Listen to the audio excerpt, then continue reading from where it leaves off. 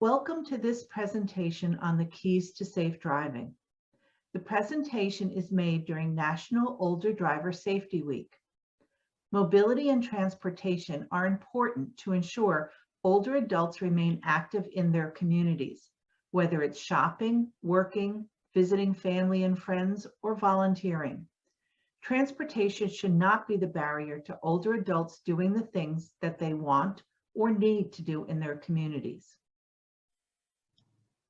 Hello, I'm Dr. Beverly Carter, and on behalf of Commissioner May Carpenter of the Westchester County Department of Senior Programs and Services, I welcome you to Older Driver Safety Week. Commissioner Carpenter initiated the Older Driver Coalition and Transportation Collaboratives in order to address the needs of seniors in Westchester County. So please sit back and enjoy our presentation, The Keys to Safe Driving. I'm Dr. Kathleen Gallis, an occupational therapy faculty member at Mercy College, and I'll be joined today by several colleagues in our presentation. To get us started, we want you to think about your driving history and experience. Think about what changes you've noticed in cars since you first obtained your driver's license. There are probably more gadgets such as GPS or music systems, more technology such as parking assist features, more safety features such as seat belts and airbags, and more choices in vehicles and their features. Think about the changes you've noticed in the driving environment since you first obtained your driver's license. Drivers appear less courteous. There are more incidents of road rage. People are driving at faster speeds, and there are more lanes on the roads, resulting in more traffic congestion. Now think about the things that you've noticed as changes in yourself over the past 5 to 10 years. Has your vision declined as you've aged? Have there been changes to your hearing? How about your flexibility or speed of moving? Has that changed? Today, we want to talk to you about what you can do to keep driving safely for as long as you can, and to begin thinking now about how you would stay active in your community and social network if or when it becomes necessary to retire from driving. Older drivers are a relatively safe group of drivers, but there are some driving behaviors or tasks that present concern for older drivers. Some of the changes in our bodies as we age affect these skills. We will discuss how these skills are challenging and what you can do to decrease your risk. Left turns are especially risky for older drivers. The most common kind of crash that older drivers have happens when they make left-hand turns into oncoming traffic. Older drivers often will make 3 right-hand turns to avoid making a left-hand turn across oncoming traffic. Turning your car at stop signs or traffic lights may require quick decision-making and quick physical responses. Yielding the right-of-way can be challenging if you have difficulty seeing other vehicles or pedestrians. Changing lanes, passing other vehicles, and merging into traffic are also challenging tasks that have greater risk for older drivers. Maintaining speed as posted and adapting to new technology can be challenging for some older drivers. However, as experienced drivers, older drivers use that experience to make safe decisions about when or if they should drive. As a group, older drivers tend to limit their driving to daytime, not driving as much in evenings, good weather days, changing plans to avoid driving in rain or snow, lower traffic volume times, avoiding scheduling appointments that require a rush hour drive, avoiding making left-hand turns, making those 3 right-hand turns to be able to go straight across versus having to make the left-hand turn, or planning the errands that you need to run so that you stop at all the stores on the right, then make 1 left-hand turn and visit the stores previously on the left on your way back home. Older drivers will look for parking spots that avoid the need to back up. Turning one's neck to back up can be very challenging. And finally, older drivers will make shorter trips to avoid fatigue. The past year or two may have changed driving skills. We drove less or may be resuming driving after a lengthy period without practice. Drivers may experience increased stress and anxiety, which may affect their driving skills.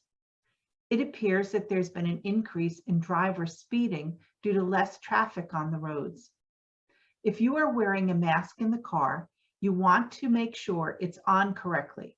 It should cover your nose and mouth, but not your eyes, and it should not obstruct your vision. It is especially true if you wear glasses because they can fog up. If you're in the car by yourself or with someone in your household and you are both vaccinated, it is a low-risk situation and you don't need to wear a mask. Let's talk more specifically about the changes that can occur as we age and how you can address these changes to minimize their effect on driving. There may be physical characteristics that change as we age. This is a natural and normal process, but it can be slowed. Reduced physical strength and endurance can result from normal aging or from chronic diseases such as arthritis. Reduced movement or flexibility can make getting in and out of the car challenging, or turning to scan the environment during turns and merges more challenging. If a person suffers from chronic pain, this can affect concentration and limit freedom of movement to an extent that it can make driving dangerous. To improve your physical health, you could try increasing your exercise, of course, with your doctor's permission. You don't have to join a gym or become a bodybuilder. Walking for at least 20 minutes 5 times a week is great. Many malls have walking clubs and some local healthcare centers offer wellness programs for reasonable fees. Even during the pandemic, walking the hallways around your home or building can help. Participating in daily stretching or yoga may increase flexibility that can be used during driving. This doesn't have to be rigorous stretching. Just sitting in a chair and turning your head and shoulders to look behind as if you were checking your mirrors and are emerging into a road when driving. Make sure your nutrition is adequate. This helps ensure your muscles have the nutrients they need and that if you're diabetic, your glucose levels remain stable. Regular checkups with your doctor offer an opportunity to investigate if there are things that can be done to improve your physical health and support your continued safe driving. If you have hearing loss, wear your hearing aids when driving. They will help you to hear emergency sirens and train whistles. Manage your pain if you experience chronic pain. It can be distracting and increase your risk of a crash. Age-related visual changes, such as decreased visual acuity, reduced light sensitivity, and increased glare sensitivity, may make it more difficult for older drivers to compensate during driving. These issues are even greater during night driving. Older adults have reported that the glare from oncoming traffic headlights can be problematic during night driving. There are several things you can do to make sure your vision is at its best to support your driving safely. Schedule regular eye exams. Discuss any changes with your doctor. There may be something that can be corrected in your vision and improve your ability to see risk in the environment. Make sure your headlights and mirrors are clean. Adjust your steering wheel so it doesn't block your vision of the gauges on your dashboard. If you have difficulty with contrast sensitivity, turn the brightness up on your instrument panel for greater contrast. The image here shows the popular wraparound sunglasses. If you wear these type of sunglasses, make sure that they don't block your side vision. Consider avoiding during the hours of dawn, dusk, night, and poor weather. Contrast is lowest under these conditions, and it can be difficult to observe obstacles or driving risk. If you attend an in-person car fit, which we'll talk about in a minute, a technician will demonstrate a method to adjust your side mirrors to help to reduce or eliminate blind spots. A technician might also show you some blind spot mirrors that can be attached to your side mirrors. Sit high enough in your seat so that you can see the road for at least 10 feet in front of your car. Always keep your eyes on the road so that you can see and react to potential risk. We know that some of you use parking permits for the handicap parking spaces. We want to remind you that you should only hang the permit from your rear view mirror once you are parked. Driving with it hanging can block some of your vision of oncoming traffic and obstacle. If you look here, the rear view mirror has the handicap parking sign attached to it. It is actually blocking the woman that was standing behind that sign. Changes in one's thinking are often the areas that can put drivers at greatest risk for a crash. As we age, our reaction time increases. We need more time to recognize and respond to situations. People with early onset Alzheimer's disease may become confused and have difficulty finding their way when driving. This can lead to serious consequences, including injury or death. It's harder to ignore distractions as we age. Things such as talking on the cell phone, talking to passengers, in-car navigation systems, or even the radio may be distracting. Other things that you can do to keep your thinking skills sharp for driving include staying mentally active, using your problem-solving skills in non-driving ways to help mental flexibility. This may include doing jigsaw puzzles or word cross puzzles, Sudoku or word search puzzles, learning a new hobby or skill, playing some computer games with your grandchildren, or being engaged in things such as a book club. To help focus your attention and reduce your risk of a crash, you can plan your route considering the traffic, weather, and road conditions. Pick the time and route that offers the least risk. Drive during the day during low traffic times. Pick days and times when the lighting helps your visibility and contrast sensitivity. Try to use intersections with green arrow signals. They are safer as you are not crossing oncoming traffic.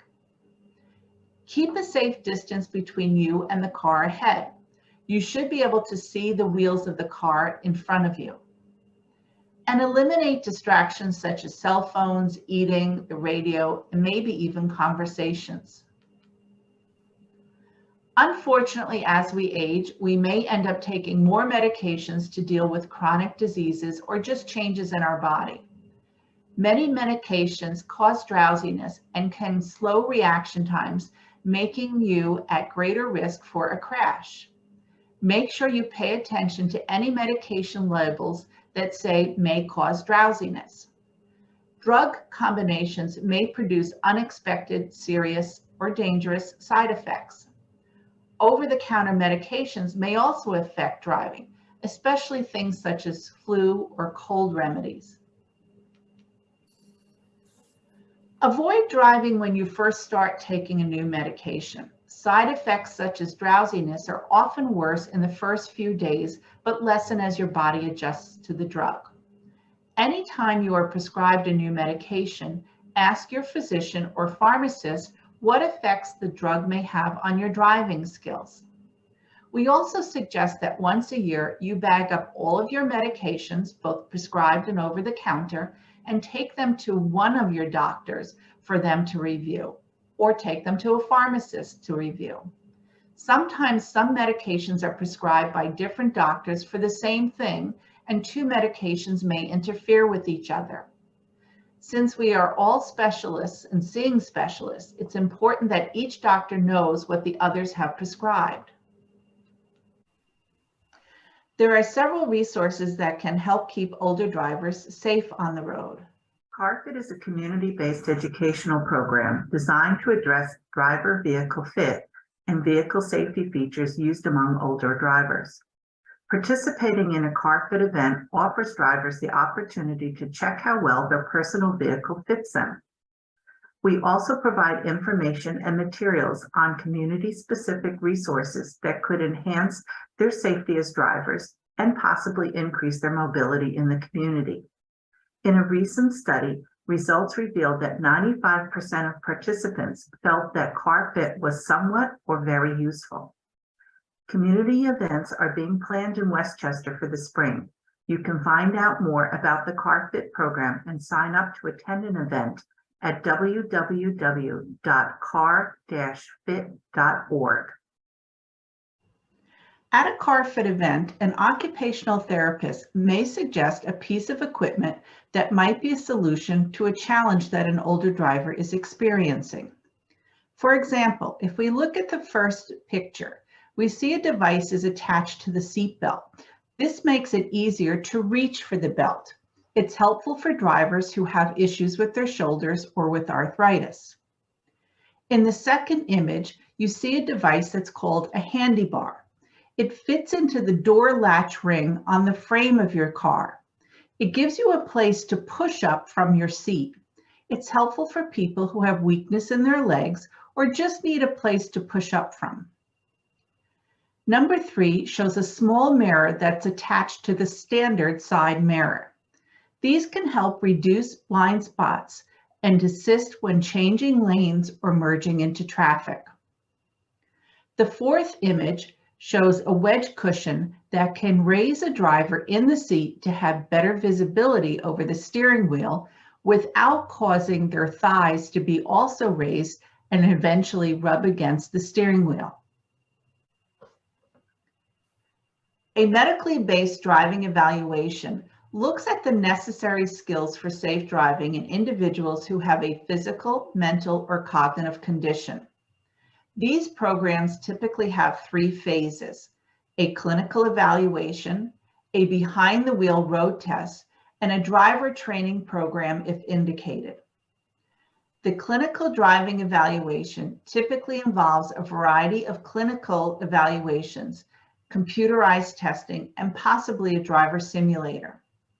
We look at things such as driving history, medications, communication abilities such as the ability to read road signs, interpret symbols, and to speak.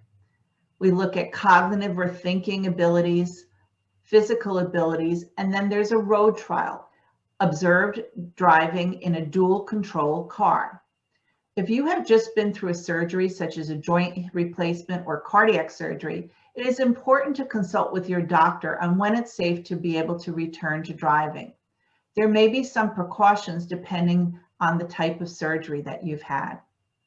If you or someone you know needs a medically based driving evaluation, please contact us for a referral. If you are a veteran, you may be eligible for a free driving evaluation at one of our regional VA centers that has a driving program. There are many reasons why a person may stop driving. Some people stop driving because of the hassle and expense of auto insurance, car maintenance, and gasoline.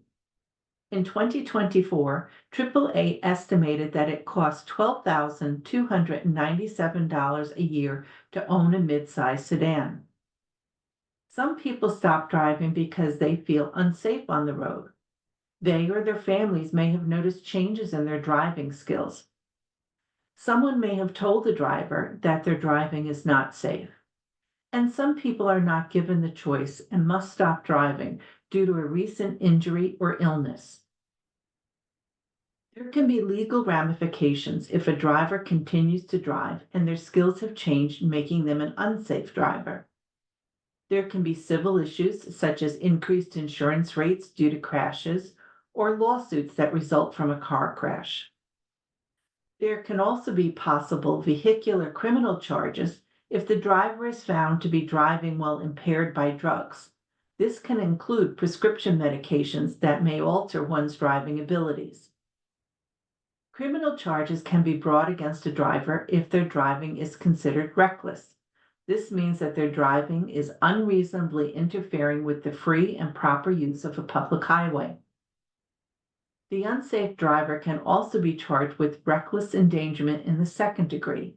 This means that they recklessly engaged in conduct which created a substantial risk of serious physical injury to another person. Okay, so what we can do is plan. So we call this planning for driving retirement. And there's two parts to the planning. Okay, but the key is you have to be honest with yourself and your abilities, all right? And you have to learn what's available. So first of all, what do? We sit down and we make a list of all the places we have to go and all the places we want to go. So it doesn't just have to be places like the doctors or shopping. It can be something like your house of worship or a friend's house or a movie, something fun. So make a list of all the places you want to go, okay? Then we have to think about, how do we do this? How do we get to these places without driving? And there are some alternatives. Okay, so what can we do if we don't want to drive? First of all, we can ask a family member or friends to give us a ride. Key to this is give them a little time and just say, people want to be helpful. So just say, would you be able to take me here on this day? And people are very accommodating.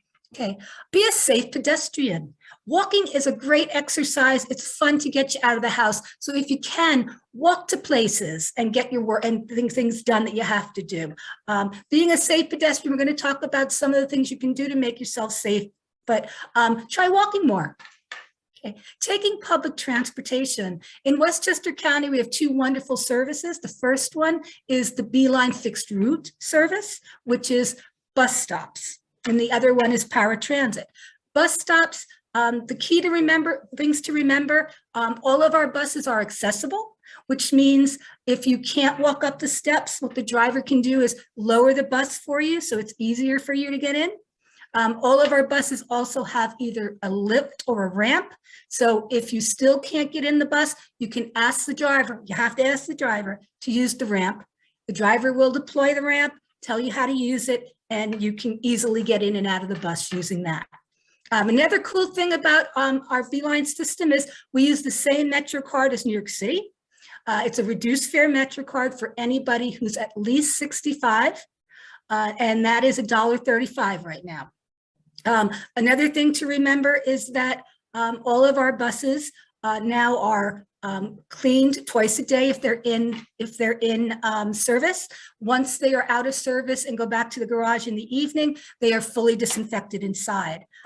As for masks, right now on the bus, it's your choice to wear one. It's optional, but we ask you and we suggest that you wear it just for a little extra protection. Okay.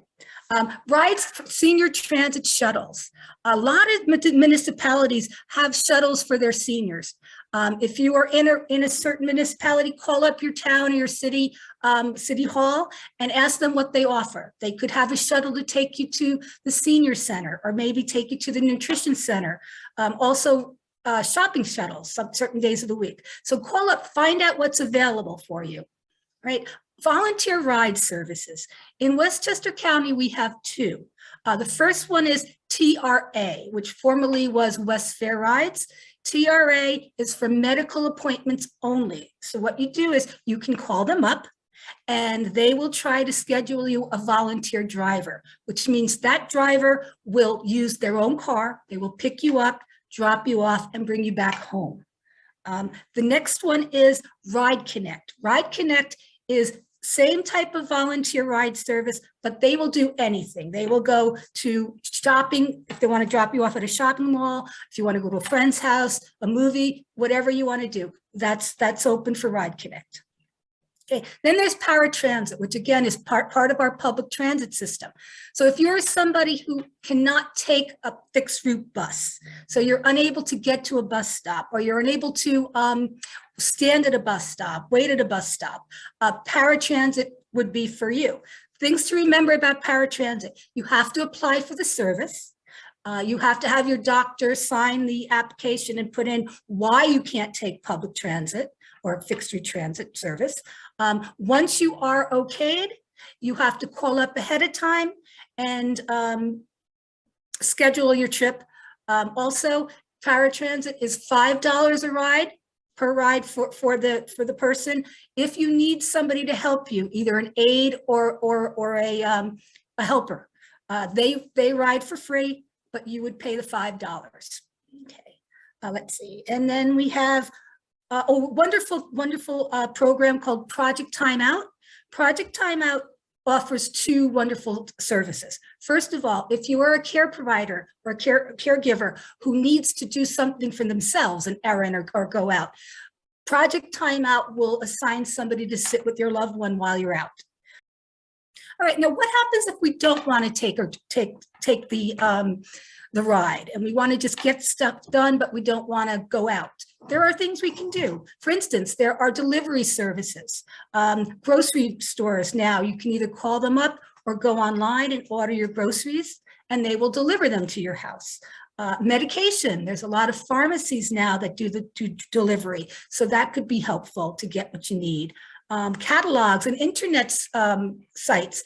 You can go on, if you're a computer person, you can go on the computer and you can order things right off the computer, or you can call up for a catalog, go through the catalog and order your stuff using the phone.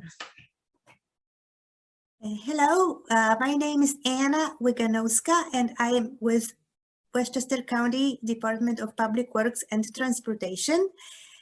And as Mary Ellen mentioned before, being a pedestrian is an excellent alternative to driving.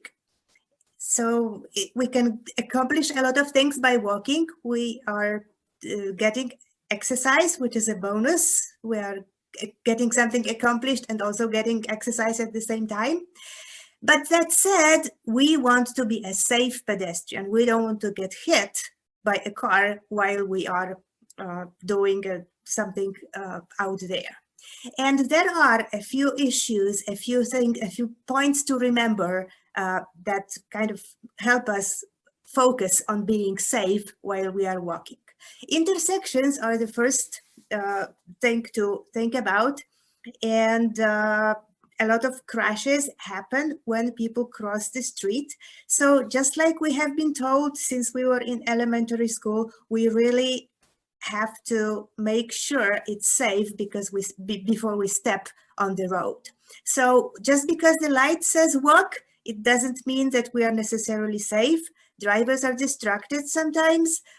People may not notice us when we are out there on the road. So we really have to make sure we look in every possible directions and see there are no cars coming before we step on the road. Crossing times is another issue. Right now, in many places, in most places, we have signals that tell us that blink when the light is about to change. So it gives us how many seconds we still have to complete crossing the road. And I always say a good strategy, and also the law, is that we don't start crossing when the light is already blinking, especially when you know that you are walking maybe a little slower. So it's always a good strategy to wait for a fresh green light, and that should give you enough time to safely complete crossing before the light changes. Backing vehicles is another issue. Sometimes we walk on the sidewalk and we don't realize that that sidewalk is also somebody's driveway. And when people drive out of their driveways, they may not see as well as they go forward. So again, it's good to pay attention to when we are in situations like that. And also there are a lot of backing vehicles in parking lots. So whenever you have to walk in the parking lot to get to your car, just pay attention to what's going on around you to make sure that nobody is backing out of a space at this particular time. And because when they back out, they don't really see that well. And my favorite is the next issue, the next item, drivers not seeing you. Many roads don't even have sidewalks, and especially this time of the year, it's so dark outside. So when you are walking somewhere, when it's dark, it's really, really very important to make sure that you are visible to drivers. And there are all kinds of things that help with that. There are all those vests or retro-reflective materials that you can equip yourself with. You can put on a vest, which is very, very, very yellow and very bright, and it has those special stripes that reflect when the car lights shine into that gets reflected. So it really makes you very, very, very visible for drivers. It's always a good idea to carry a flashlight or a headlamp when you are walking somewhere and it's very, very dark at night. It always helps when you have a light there, right? And there, some headlamps have blinking lights in the back. So every little thing that makes you more visible also makes you safer. And I would like to mention another thing that we kind of assume. We have this trust in the system, in the signals. We assume when the light is red for the driver, that driver is going to stop. And most of the time they do stop, but we have seen how many people drive distracted. They talk on their phones when they drive. Some people even text when they are driving. There are all kinds of people who are maybe drunk, maybe on medication. So the thing is that we can't really trust. We can't really be sure that they will stop for us, even though they should. And if there is a collision between a car and a pedestrian gets much more hurt than a car. So it's really in our best interest to make sure that we pay attention and we are safe when we are walking out there. We hope you enjoyed this presentation, The Keys to Safe Driving, with tools, tips, and techniques to help keep you driving safely for as long as possible. We also hope the information will help you transition to driving retirement if there comes a time when you are no longer able to drive safely. You can call the telephone number listed on the screen, 914-813-6188, or email Dr. Beverly Carter at the Westchester County Department of Senior Programs and Services. She will help connect you with the services that were covered in today's presentation. Drive safely.